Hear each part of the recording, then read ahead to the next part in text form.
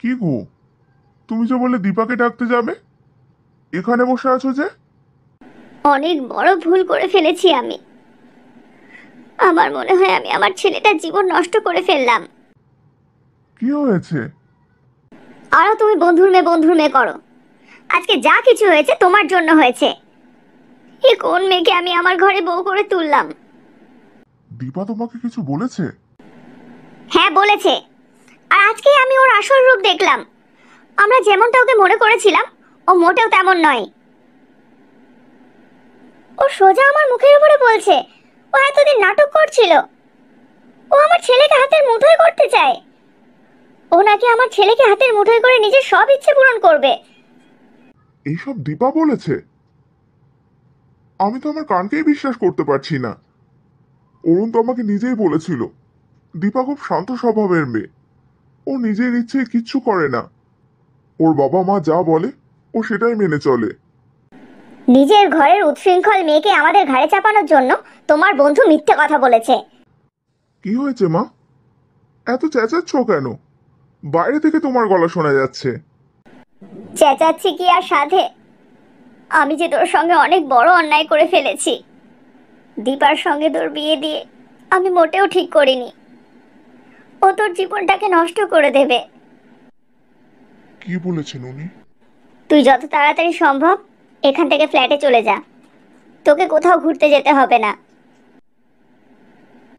তোমার খাবারটা দেখলাম রান্নাঘরে ঢাকা দেওয়া আছে, তুমি এখনো খাওনি? খেতে ইচ্ছে করছে না। কেন জেদ করছো? কি চাইছো তুমি? আমি তোমার কাছে কিচ্ছু চাইনি, আর চাইবও না। আর চাইলেই বা তুমি দাও সেটা? আমি ওর বাবা, ওর জন্য আমারও কষ্ট হয়। সে তো আমি দেখতেই পাচ্ছি তুমি কতটা কষ্ট পাচ্ছ। মেয়েটা কেমন আছে, কার সঙ্গে আছে, সেটা খোঁজ নেওয়ারও প্রয়োজন মনে করছো না তুমি। আশ্চর্য তো, কোথায় খোঁজ নেব আমি? গিয়ে কি সারা শহরে ঘুরে বেড়াবো? ওর সঙ্গে ফোনে কথা বললেই তো হয়। আমি ওর সঙ্গে কথা বলবো না। এই তো তোমার ভালোবাসা। নিজের সন্তানের সঙ্গে তোমার কথা বলতে ইচ্ছে করছে না। আর ও যেগুলো করলো সেগুলো খুব ভালো করেছে। ও তো ছোট, আমাদের সন্তান। ওর ভুলটাকে আমরা এইভাবে ধরে বসে থাকবো? তাহলে তুমি আমাকে কি করতে বলছো? ওর হাতে পায়ে ধরে ওকে বাড়িতে নিয়ে আসবো? ভুলটা ও করেছে, তাই ওর আসা উচিত আমার হাতে পায়ে ধরার জন্য। ও যদি ফিরে আসে তাহলে তুমি ওকে ক্ষমা করে দেবে? আমি জানি তুমি ওকে আসতে বলবে। ঠিক আছে, আসতে বলো। তোমার জন্য আমি ওকে ক্ষমা করে দেব।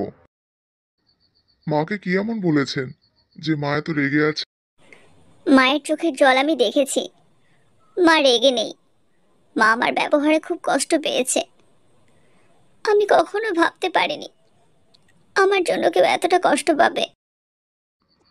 সেই জন্যই তো বলছি, কেন করছেন এসব? মায়ের আপনাকে এইভাবে ভুল বুঝতে দেখে আমারও খারাপ লাগছে। কারণ আমি আর কোনো উপায় দেখতে পাচ্ছি না।